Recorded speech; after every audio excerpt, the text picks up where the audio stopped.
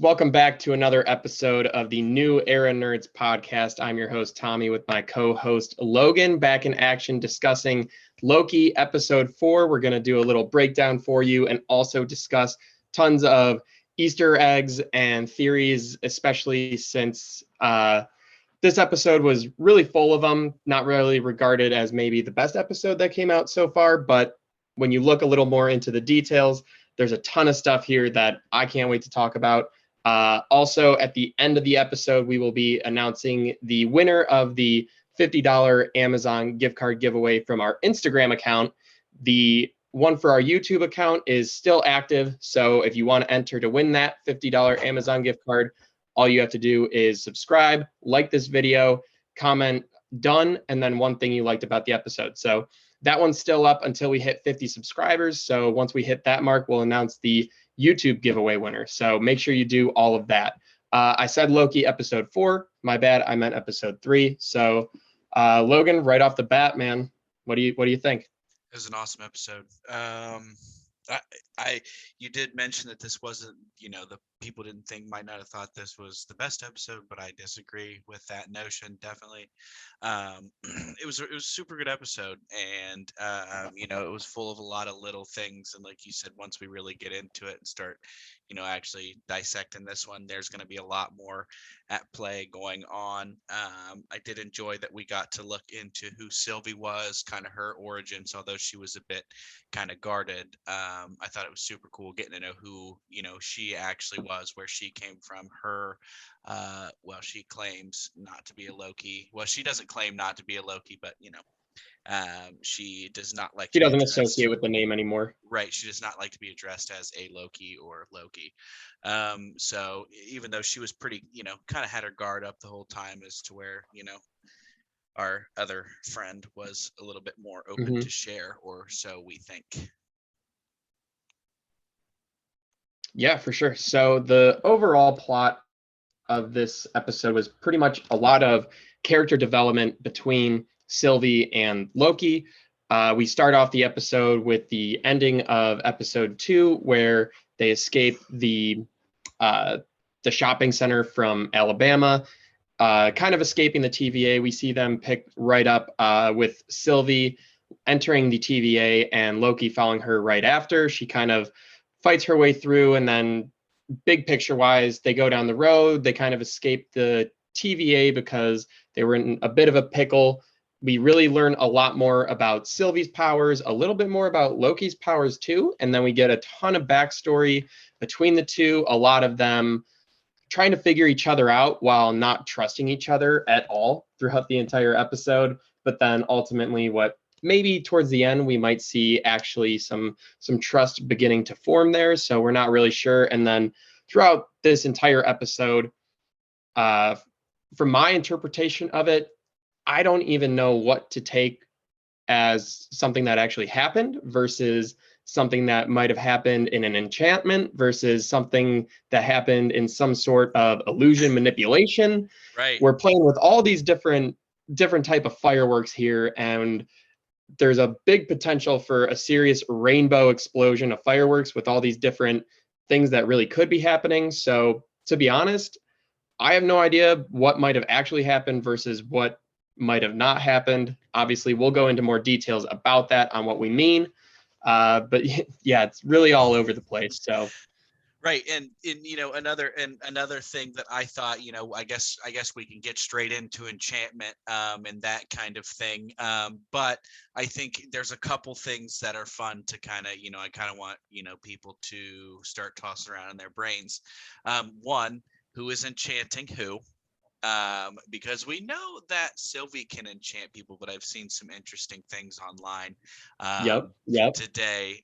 So I've heard some rumbles. Tommy and I keep our ears to the ground, but I've heard some rumbles saying that um, you know, could be either doing either. And then another another thing that I wanted to kind of talk about was, when did the enchantment start? If this whole Right. thing is an enchantment episode for one of the two, which, when did it start? Obviously there's, one that jumps out to me is, when she woke up on the train. That would kind of be my number one guess as to when possibly the enchantment started. But I kind of want to know what you think. What are you thinking? Yeah, so our first look of her enchanting abilities is actually the opening scene of the episode. We see her playing with the memories of the TVA agent that she kidnapped. She's using these memories to manipulate this agent to get what she needs, find out where the timekeepers are. It's pretty interesting because something I thought that was kind of weird and again interesting that didn't necessarily make sense. Later in the episode, she said how it's easy to enchant someone with a weak mind. The stronger minds, it's harder because you have to dive into their memories and manipulate them that way instead of just kind of being able to just like grab the rope. You kind of have to tie some knots in the ropes. It's just harder. So this agent must have had a stronger mind, but she said that she had to pull memories back from hundreds of years ago. Right. Now, again, time works differently in the TVA, but she said she had to pull memories from this agent from hundreds of years ago. But the opening scene was them drinking margaritas at what seemed like a fairly normal modern restaurant. They were wearing modern clothes, everything like that. In the later scene, when they do the time jump out of the TVA to escape, they only go to year 2077, right? Right. So that's only like 50 years in the future from us, like 50, 55 years around there. Right. So maybe, that could just be a throwaway line of like her being hundreds of years old, thousands of years old, because we know as guardians, frost giants, they live to be thousands of years old. But I thought that was kind of bizarre. So I think the very first possible spot that this enchantment can be starting is in episode 2 Right. when they were Right. fighting. When they Literally, were fighting. because all So she has to do is touch somebody, basically. yes, we see she just makes physical contact. She explained it that way. Once she makes physical contact, then she can go in their mind and manipulate it. Now we know she made contact with Loki several times after she got rid of the other TVA agent that was with him. They were alone fighting hand-to-hand combat for quite a bit. So she could have very easily planted these or worked with these memories that Loki has where he thinks he defeated her somehow. But she's just pulling that illusion and putting it into his brain. So that kind of throws a bombshell on really everything we're going to talk about after Right. this. Because again, we don't know if it's even happening or if it's just all things she's putting in his head. Let's jump right to, because this kind of directly affects it, of who's the main villain, the big reveal of this episode. She explains how this agent, this TVA agent that she took hostage, she's going through her memories. She said it was so sad because the timekeepers keep taking these people, wiping their memories and making them work from them. Previously, what we know, the timekeepers, they made everybody. So everyone that works for the TVA, they think that they were always there. They were made for this, and their purpose is to serve the timekeepers. Now we know, again, pretty much confirmed that the timekeepers are keeping prisoners with jobs or slaves. So what we kind of talked about the last episode, we actually pretty much predicted this. So shout out to us for having another correct prediction. So that was the huge reveal for this episode. Right. And just kind of dude, it's so crazy. There's just so much to get into here. And it's like this well, and like I mentioned last week, this was obviously the mid-season finale. They needed to do something big, and they pretty much just absolutely loaded us up with information. Mm-hmm. Yeah, it just, oh man, I don't even know where to So start. my big question to you, Logan, my big question to you is, since we know that Sylvie has these incredible enchanting abilities, right? We don't know for certain. They're telling us that she can't enchant Loki. We don't know for certain if she can or can't, but let's just say she is playing an enchantment on Loki. She's playing with his mind. So this entire episode all took place in his memories or some sort of manipulation she's doing to him. Right. So she explained to him how the timekeepers are evil, taking in these slaves, things like that. Pretty much what we predicted. But what if she's just doing that to manipulate Right. him to help her? Right. And I agree. It could all be one big manipulation game. She, like you said, she could just be back there pulling the strings. Because Right. she knows that she knows that Loki wants to be right pretty much over anything. He like other than his kind of quest for world dominance and stuff like that. There's like the one thing that he truly wants in any encounter is to be right. And we found out before we met Sylvie and all this stuff, he was wrong. He was getting a lot of shit wrong. He was being outsmarted a lot before he met Sylvie. Now all of a sudden, why is he right about so many things? Why is he too powerful? Why are you too smart to be? Why are you too mentally strong to be enchanted? So, Mhm. I it, agree. it It's raises very this character. All we've seen him do up to this point is lose. right. And he's He's still losing in this episode in a sense of they can't get this right. time traveling device charged or it broke, things like that. Like he got kicked off the train. Small losses, but we're seeing him like exactly like you said. He's Right. right. You He's know, too mentally strong for them. He's 10 steps ahead of her, which has not been the theme at all. So why did it switch up this episode? and I guess to the contrary of that, he hasn't had time to he before up until then he hadn't had time to really size up his opponent. He didn't know who he was going up against, so that could be Sure. why he's starting to get things right and why he's starting to win these small victories like you said. So That could be.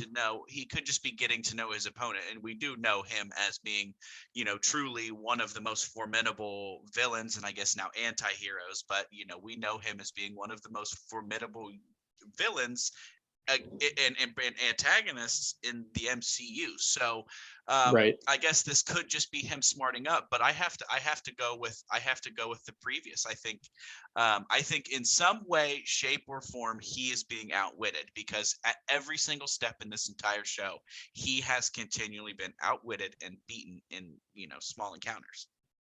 Right. Yeah, so I totally see that point. Obviously, I've been talking a lot about it. I Hmm. disagree, and here's why. Loki knew before this episode what enchantment was. Right. In the second episode, when she tried to enchant him the first time, he said, "Oh, enchantment, that's a coward's trick." So he's very aware that it exists. His mom is a witch, Frigga. So Frigga, she Mother was a Frigga. witch, a very powerful one. So we know that he's aware of it. He also, in this episode, after they dropped out of the TVA, they were fighting for the time device. She tried to enchant him again, and he kind of looked at her and he's like, Right. what are you trying to do? I'm too good for that. Now, there can be the case of, like we mentioned before, she's manipulating him Hmm. into thinking that he is too smart for that, while it's all this illusion in his head that he's right. But I think that he is. I do think he has so much knowledge of magic and witchcraft and things like that from his mother and just his life in general.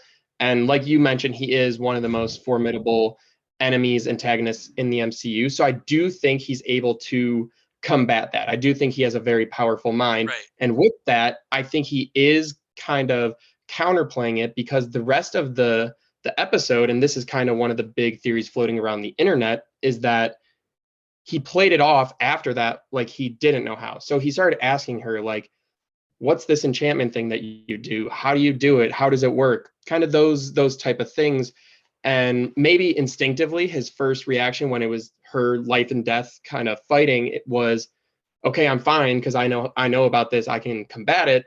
But now that they're working together, he's trying to get her guard down, open up, try to make himself look as weaker, just trying to Right. straight up like surface level subconsciously manipulate her versus a super deep level cut type thing. Well, and we do notice that he talks more this episode. She allows him to talk, and he Mhm. is divulging details, but he's not divulging too big of secrets. Right, Obviously, she knows who he is. She knows who their mom right, is. Their mom. But they have differing backstories with her, and his magic was taught. And I think him probing truly, and if one of them is being enchanted, which I don't necessarily, as much as fun as it is to toss around that idea, I really don't think that that's what's going on. But I think if anyone would be enchanting anybody, I think that Loki's probing would have gotten him to learn at least, how to enchant, and then, obviously his cunning can figure it out from there, as far as non-surface level things go. So again, that's a super fun idea to toss around, but I truly think that they are both in a predicament in which they don't know how to get out of. Right. Yeah. Obviously, that's the cliffhanger at the end, and of course, we'll get there soon. So, what do you think then about the other kind of big theory slash plot line going around, that the big plot point of this episode is that they have this time traveling device. They used it to escape the TVA. It runs out of battery then. So they have to find a power source to get it back and charged up so that they can use it. They both know how to use it. Loki has it, but he's hiding it. She can't find it. He's using his magic to hide it. Mhm. And she knows how to charge it and use it. So they kind of need each other at this point. And Right. then at the end, towards the end of the episode, we ultimately see that it breaks. Now, the big theory is that, of course, both master manipulators, masters of magic and things like that, the big theory is that it's not broken. He simply played off an illusion that it was broken, and even further back to that, that it wasn't fully charged, that it ran out of battery. Those were all illusion tricks to get her to not just run off and abandon him, pretty much, basically to continue the figuring each other out. And that's why Loki, for this entire episode, despite them being in an apocalypse, having huge potential to be abandoned here and simply die, he's incredibly calm, and even relaxes so much to a point where he gets hammered on a train. So In the middle of an he feels like apocalypse. his attitude feels like he's totally in control of what's going on. No, and I definitely agree, because I mean, you kind of have to think we can probably find out a lot about a person in, their final moments of life. And Right. He was way too calm. right, he's way too calm the entire time. He never looks worried. She has some genuine fear. um Hmm. and he has no necessary, well, and that could just be Loki, but he doesn't seem to have any regard for his own safety, or hers for that matter. He's kind of just, even when there's giant meteors falling down, he kind of scrambles a little bit, but I think that's him getting his bearings. Right. But Playing the part past, almost. right, past that, he's cool, calm, and collected until, something somewhat unexpected comes up. Then he's back to usual. And we see, even when the rocket exploded at the end, he really wasn't all that, out of sorts. So I kind of agree with that. He always has a plan. That's who he is. He's got to start winning here. They have to start getting him. I mean, to just follow the story, I guess, in the end, they could just have him, yep, Loki's dead, goodbye. This is actually Right. finally, Loki's dead. So, like I said, we can find out a lot about a person, when they're in the face of certain death. So, I think that's where he's Yeah, trying to get her. absolutely. Yeah. So you mentioned the rocket or shuttle that they needed to get onto, to escape this planet, blowing up at the end, crumbling. Before we move on to that, and there's just a whole nother mountain of things to talk about in that sequence and in that scene. I want to talk about the train encounters for a little bit. Okay. So, one, obviously, we have the huge scene where it comes out that Loki is bisexual. And it is really cool, totally awesome moment for, everybody alike. It is Pride Month and everything like that. So it's pretty cool to see them finally have a openly bisexual character like that. So that was a really awesome moment, I think, for everybody. Everything I've seen has been super supportive of that. There hasn't been any bald head sunglasses Facebook groups freaking out, but that I'm could sure also there be are because of somewhere. the fan, probably, but the fan group is a pretty cool group of people we have here in the nerd realm. You So guys are the that was really coolest. cool. Then the other part was that this is where we get a lot of the dialogue of the two. Like you mentioned, talking about their mothers and their pasts. There's a really funny line where Loki was like, well, actually not my real mother, I was adopted. Sorry if that's a spoiler. So like if they never told her, but then we find out they did tell her very, very early on. So Right. even that subtle little line of like, no, I knew for like forever that I was adopted, how much different the storyline of the MCU would be if Loki just knew that he was adopted and totally understood why he probably can't have the throne of Asgard and wouldn't have all this jealous rage for Thor and try to take over the world and work for Thanos. So it's just kind of a funny little detail to me. But then we also get an awesome shout out, similar kind of same storyline, a very like Easter egg type thing from Thor 1 of when he's Loki's drinking the champagne and he just slams it on the ground. Another. So that's a very Asgardian behavior. We see it in Thor 1. It's That was custom just there. a funny moment. Yep, and in the coffee shop, and Thor divulges that's Asgardian custom to break your glass and yell for another. Yeah. So like a great homages, and like you said, just one small little factor that he kind of divulges, and but at the same time, I think it's important to also note that no matter what it appears, Loki is always going to be a villain. You know, because in the same way Sylvie is, and in the same way all of the other variants of Loki, is it's like it seems as though his destiny pretty much is to be a villain, and Mobius kind of gets into that in the start of the show. He's like, you are Yep. pretty much through and through, no matter what version, you are bad. You never Yes. do good. And he kind of beats that into Loki's head, like, you are not meant to be a good person. And it seems as though all of these variants are not good people.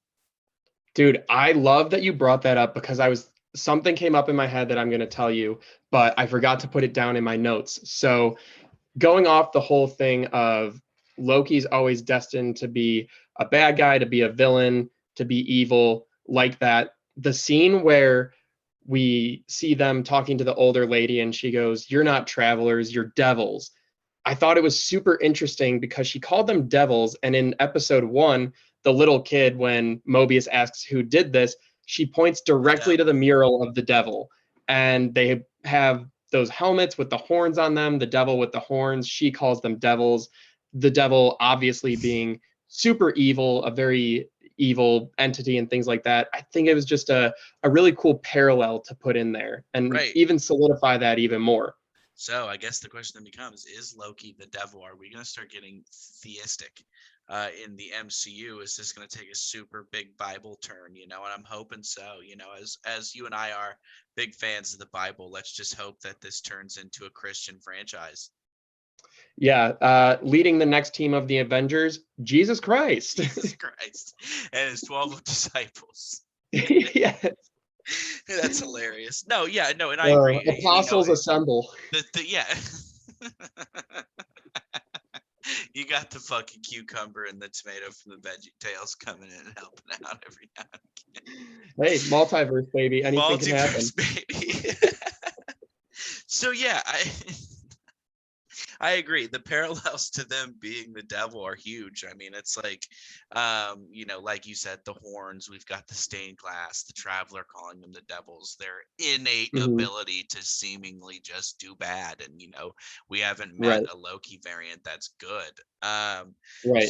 So actually, I kind of want to dive into this even further because pretty much what we just said. So Loki, always destined to be evil, destined to be a villain. That's his path. Similar to the episode 1 terminology, that's his sacred timeline. That's what he's meant to be. Glorious Now, purpose. if we take what Sylvie says as truth about the timekeepers, being evil, manipulating these people into serving their timeline, then the whole idea of there's this one timeline that's destined to be exactly how it is forever, and you're always going to have to live your life based on what the timekeepers decided what gets to happen. Right. That's just totally not true then. So we kind of see that in Loki's demeanor change, I think, later on in this episode when he's like, hey, like there's a certain fate, but the timekeepers don't actually decide what totally happens. They've been having this power, all the more reason to take them down now. But if we go and do something, just because they come and try to stop us doesn't mean that they have to. There's a possibility to get around this. And I think that's Right. really why he pushes to attempt to get on the vessel that's leaving the planet. Right. And well, and to kind of that point, I did see somebody on Reddit. Hold on, let me I'll give them a shout out in case they're watching. U/ENK posted a like really good point, and it was they raised a question, and it was why do the TVA seem to be so useless?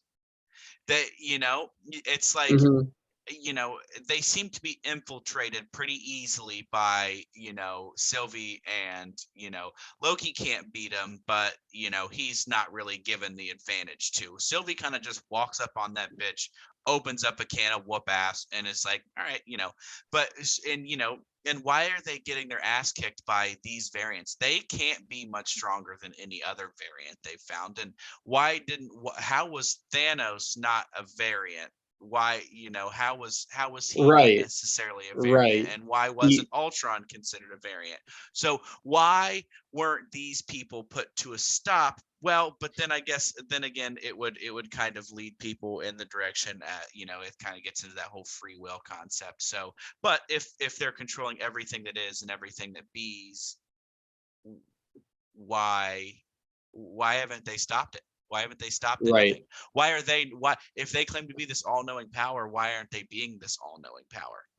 Exactly, exactly. And that was kind of Loki's first initial suspicion in the first episode on like his first inkling that these timekeepers aren't all that they say to be. This TVA can't be all it says that it is, because exactly like you said, he's like, well, the Avengers like totally messed up the timeline. Why am I Right. getting punished for it? Right. They used it, they Right. fuck He's like, they they did whatever it was that they did, but there were two Iron Men in that room with me. Why am I getting in trouble? There was only one of me. So and it's because it was I guess it was Because they used for good, but right, still. right. Because it was supposed to happen. Like, Right. So I'm how did pretty they sure like it wasn't, right?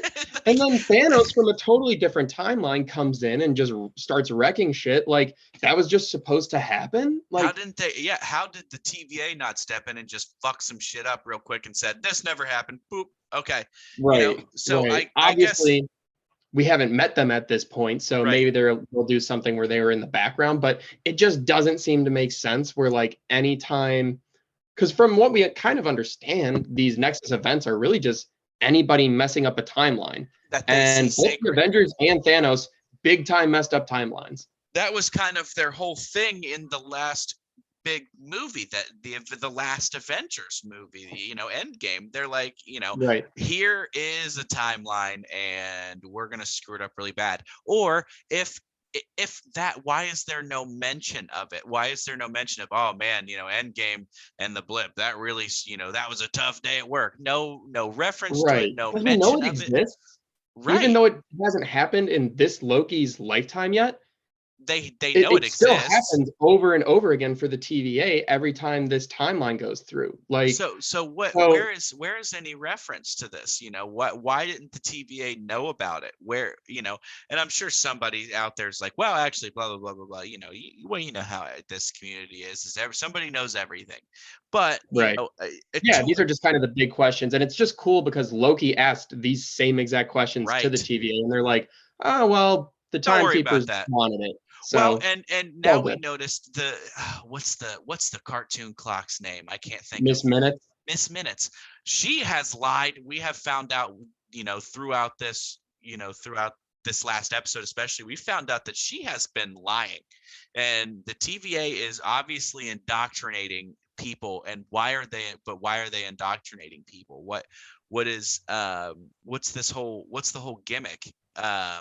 And like Sylvie says, it plays more into the point of what Sylvie was saying, with the fact that, hey, these people are variants.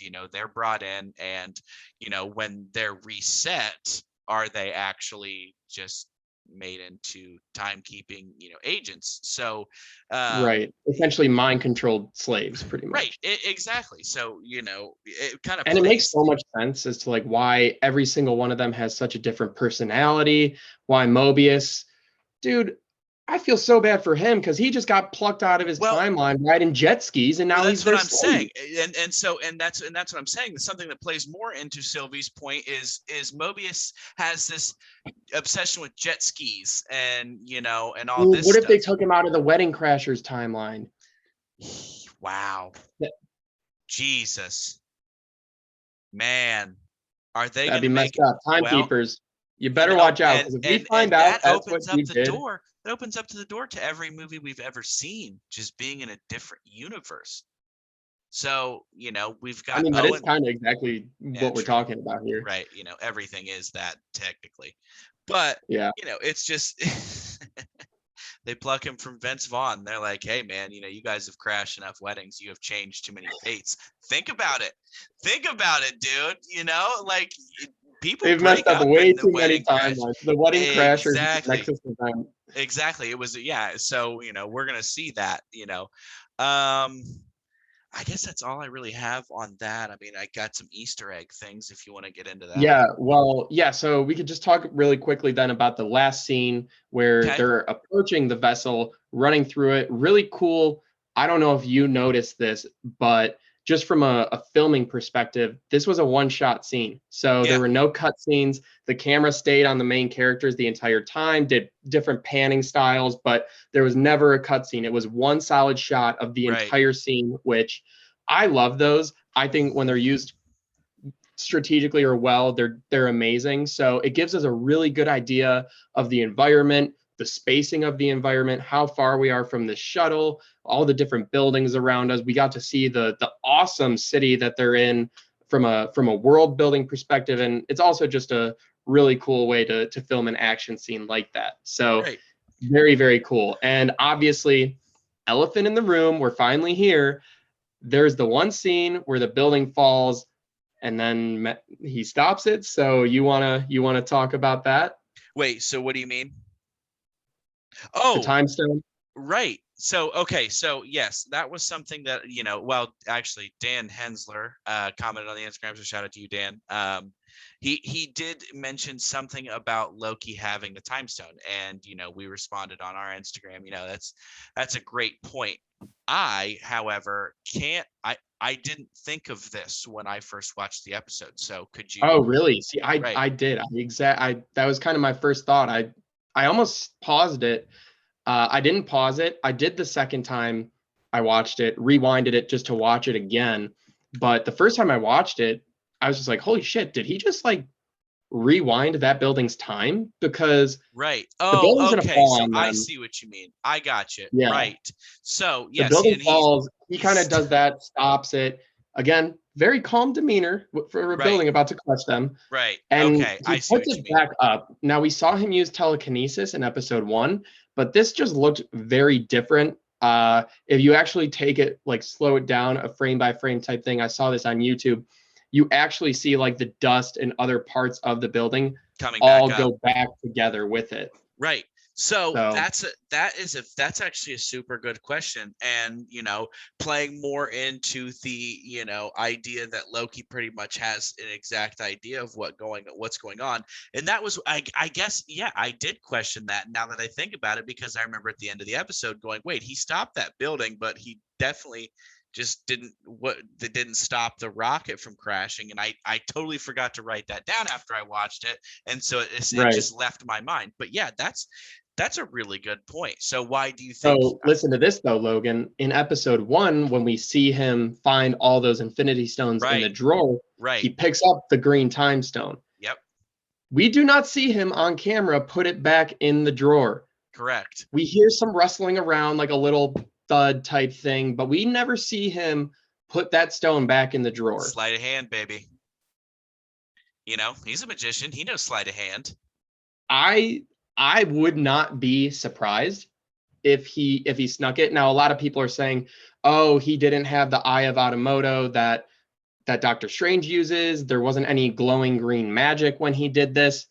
guys, Doesn't matter. we saw in Infinity War that, well, you're able to hide the time stone. It doesn't have to be on you to use it in a Right. weird way. Now, maybe it does because Doctor Strange technically didn't use it in the fight against Thanos. He just hid it in the stars. But we also know Loki, with this whole time traveling device, is a total like master disguiser. He can make things just vanish Like, and they're right, still on sleight of him. hand. So he doesn't Loki, have to have it openly on him to use it, no. I don't think. Now, people are also saying, well, how could he use it? Doctor Strange is the Sorcerer Supreme. Loki's a master of magic. Right. Like And the master he of knows how to mischief. do this stuff. So I think like he would be one, he's a god and he can just handle the Infinity Stones, and two, yeah, he's a master of Right. sorcery. So I think And he know enough how to use it. and guys, we know that this ties directly into the second Doctor Strange movie. It has to tie Right, in somehow. And that's it. right. This is the best way, perfect way for them to do it. And this is like, a lob pitch right here. It's like, here you go. This is what they definitely could do with it. And I think that's exactly what they're going to do with it. They have to. Right. Doctor Strange has to get pissed off somehow. He just pretty much won, in my opinion, he won Endgame, with bringing everybody back from the blip. And so this has to tie in somehow, and we're getting there. Hmm. We have 3 episodes left. We have to start getting into Doctor Strange things. Right. Right. Yeah, absolutely. And then just like the other things, so he knew once he saw the one when he was looking at the Infinity Stones in the drawer. So at this point, he knew magic doesn't work in the TVA. He finds that the Infinity Stones don't work in the TVA. Okay, well, let me pocket one, and then Yeah. when I escape, I can simply just use it Right. Well, against the TVA. well, and So Loki's always 10 steps ahead, as he says. As he says, he's always right, 10 steps ahead. And a true person that is 10 steps ahead is going to hide those damn Infinity Stones because they are useless to everyone there, so they don't raise suspicion. They see somebody with an Infinity Stone, they're like, he's one, they're not literally getting. walking around with paperweights to them. Right. That's what I'm saying. He's that, they're useless here, and there's no way he can get out of here. So why do we care if he has every single one? Right, right. Exactly, dude. So, So I mean, there's just all that stuff. We even talked about at the beginning of the episode how, oh, he's losing, he's losing, he's losing. But even with that, what if he's just trying to paint himself as the loser so their suspicions just right, keep that's going down? Like, exactly a Loki thing to do. right, He's the master manipulator, the god of mischief in right. an actual mythical world. He is the god of something, and the gods Yeah, are the best at what they do. Thor's the god of thunder. You pretty much can't fucking kill Thor, dude. Like, you know what I mean? So, right. Yeah, it totally. definitely. So the episode then just kind of ends with the vessel that they needed to get on to get off of this planet so that they don't die, blowing up. We didn't get any confirmation on the things we kind of just talked about, so we'll see where next episode takes us, but total cliffhanger ending there, which of course makes me so excited for episode 4. But yeah, now I guess we can get into some Easter egg stuff and wrap it up, and then of course get to our giveaway winner, since we got pretty deep into theories there. So Hey, that's what you guys are here for. We know it. So, there are several different theories. We are in no means saying that we necessarily wholeheartedly believe in these theories. I'm not saying that. I have my speculations. Tommy has his speculations, but right, I'm pretty open. I can't speak for you in that yeah, sense, but I'm pretty open, man. I don't. yeah, I have been. Well, I guess we've been pretty right so far about this show. fairly right. We've been But I said at the fairly beginning, correct. after this episode, I don't know what's actually happening No versus idea. just an They've illusion. gotten So way too much into time not being real, enchantment, mind control, mind manipulation. I like, really anything can happen at this point. So, all right, right. your favorite Easter egg, what was it? Hmm. Well, I guess it wasn't necessarily an Easter egg rather than just an introduction to this planet, as well as the style and appearance of it, and Right. especially when we get to the city portion of this planet. So this planet is a Guardians of the Galaxy's comics planet, and it has the very purple, bright purple colors, and then especially in the city, the neon lights and everything like that. So it just had a ton of Guardians of Outer Space vibes, which I love because early on in the Marvel days, they kind of painted other planets as just these dark, cold places with literally nothing except the people Right. that live there. So it's always good to kind of see these way cooler, different types of planets. So I Right. really liked that. It had a big time Guardians theme Right. appearance to it. Which is super 80s, because they love, which, like, I guess, like, that's not 80s, that style isn't 80s, but it's like that, I guess, retro, futuristic 80s, what the 80s thought the future was going to look like, kind of Yeah, thing. And exactly. like I mentioned in the text to you earlier today, we were kind of talking with, longtime friend of the show, Brandon. This is our second Guardians of the Galaxy reference in two straight episodes, I believe. Yeah, that'll be Yep. two straight episodes in a row. Episode 2 with, like we talked last week about, I Need a Hero being made specifically for the movie Footloose, which happened to be Star-Lord's favorite movie. And now we are on the, like, the pretty much that's the origin planet for the Guardians of the Galaxy, is it not? Not like origin planet, but that's kind of where they um get their start, isn't it? No. What No, the hell? no. That's Hold on here. Vormir. Right. Totally is. Yeah. Hold on here. Yeah, no, this is just a planet from the comics. There's a couple different comic line stories in here. Gotcha. There's actually a version of like Drax's daughter that lives on this planet who stays alive, That's who I'm and thinking of. in a comic Right. line, she ultimately ends up leading the Guardians of the Galaxy. So just kind of like there's just big, heavy comic references. Right. So, so I guess it's not necessarily an origin story, because as you guys know, I don't know shit about the comics. I just like the movies and the shows, but that shows my unknowledge there. So yeah, but Lamentus one. Sorry, we Lamentus didn't one. say It that. is, yeah, it's not Lamentus, because Lamentus is the planet. Lamentus one is, the The lunar moon. orbiter, or as we like to call them here, moons. So yeah, and you know I'm super excited. I don't necessarily think it's going to mean we're getting the Guardians of the Galaxy. We may meet, some of them, but I think they're kind of going to get off this planet pretty soon. And that kind of kills that. But, they keep making references, and I'm going to keep assuming. So I guess we'll get into my favorite. So I was kind of mentioning to you pre-show about the subtle, I guess, Star Wars references in this episode. So 2077, that is the 100th anniversary of Star Wars. Oh, okay. So, Star Wars starting in 1977. And if you kind of look, you can, we get several shots of Lamentus falling, or coming close, getting closer to Lamentus 1, or vice versa. Lamentus kind of looks like the Death Star a little bit. It's got it's just got Death Star looking It had vibes. that big line through the middle for Right. It sure. had the big Yeah. line through it, and people, obviously people are going crazy, blah, blah, blah. But the biggest, I think, dead giveaway was there's a lightsaber in the end credits. Somebody Really? posted a picture today, but it looked as though there was I'm not going to claim that for sure, but Okay. it appeared that there was a lightsaber in the end credits of Loki. I'm Oh, going no way. to I definitely, if there was, I definitely missed it. Right. Hold on here.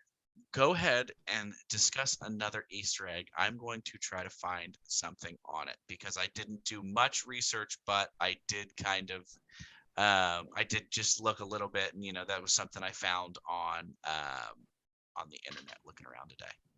Okay. Yeah. So we do know that the writer of this show has been pulling inspiration from tons of other projects. He pulled the emotional tone or the emotional climax of the scene when Loki finds out that he is responsible for getting his mother killed. We found out that he pulled that emotional tone to try to match what he described as the scene in Toy Story where Buzz Lightyear realizes that he's just a toy. So that's a straight from the writer's cut kind of thing. We also know that he pulls a ton of references from like Back to the Future. He's a huge Marvel and Star Wars fan. He's actually going to be writing a Star Wars movie produced by Kevin Feige way down the line, way down the project line. So he does do these things where he pulls in major Easter eggs from these things. And another one that I actually noticed was when they were on the moon, especially when they approached the old lady's house. He hasn't confirmed this one because the episode just came out, but when they were at the old lady's house and she shot them with that like energy blast or whatever, that one gave me huge Blade Runner 2049 vibes. Dude, that actually, yeah, I agree. Is that whole I guess the whole beginning of their time on that planet has super big Blade Runner 2049 vibes to it, and I'm glad you brought that up because that literally was, just take Blade Runner, take off the yellow filter, and put on a purple right, filter. put on a purple filter, and that was a really cool catch. Yeah, I definitely kind of get you there. That's awesome. What else do I? Do you have the end credit? No, couldn't find anything.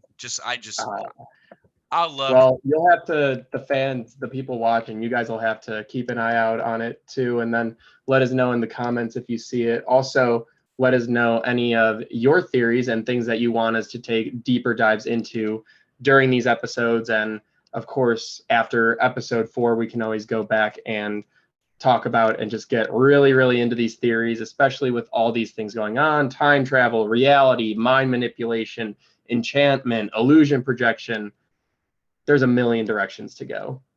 There's so many different directions to go, and especially now that they're starting a multiverse, it's like, could you get more? I guess could you get more mysterious? Could you make it harder for your fans to guess what's coming next than saying, well, guess what? This is the start of the multiverse, and now you have no idea what's going to happen next. Yeah. Like, there was actually a Tom Hiddleston, the actor of Loki, interview where he said that his favorite episode is 4 and 5 together.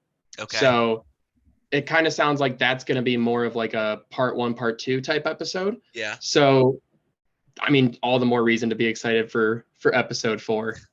I definitely have a good feeling that the next, I guess 4 and 5 are kind of one or two thing. I have a feeling it's going to be in one place.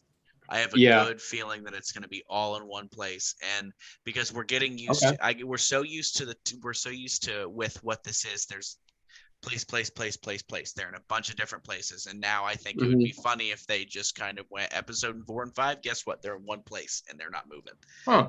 Interesting. I actually disagree. I think they used this episode for that, to kind of ground us in place for a little bit. Oh, I agree. No, that's what I'm saying is at least episode 4, the next episode, they're going to be in one place. I guess they were in one place technically for a majority of this episode. They were on the same planet at least. But yeah, I think that they're going to slow down here a little bit. They're going to be like, all right, we're going to stop jumping to places and we're going to sit here and, we're going to slow I disagree. it all down. I disagree, man. I think we're going to hop around. We're going to get more Loki variants. I think we're going to build a we do have Loki to get more team. Loki variants. Yeah, we know at least that like President Loki person is coming. Loki. So I think we're going to build a Loki team soon. Yeah, I guess you're right. Yeah, I didn't really think of that because, well, I guess it was kind of the back of my head, but we do have to introduce a lot more Lokis, and there's going to be a lot more variants because that is kind of this show. So yeah, just talking about this, I kind of just thought of something real quick too. Like, both the Falcon and Winter Soldier and WandaVision finales kind of felt rushed. Right. Just the story, it seemed like they got to a good point, and then just took the pace and like quadrupled it for the last episode, just kind of trying to squish everything in. Right. I don't think that's going to happen for this one because the show itself is just so fast paced. They are moving quickly.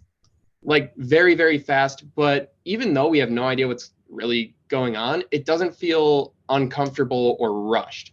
Like it feels like it was intended to be this way. So I think when this one ends, it is going to be like event wise, this show happens way faster than the other two, but I don't think this one's going to feel rushed when we look back at it. No, because just based on the sheer amount of events that have occurred in this episode already, especially with WandaVision. But hey, we're huge fans. Not especially me, but I know I am of WandaVision. I thought WandaVision was great, but we're moving a lot quicker in this show. We're divulging a lot more information. We're not.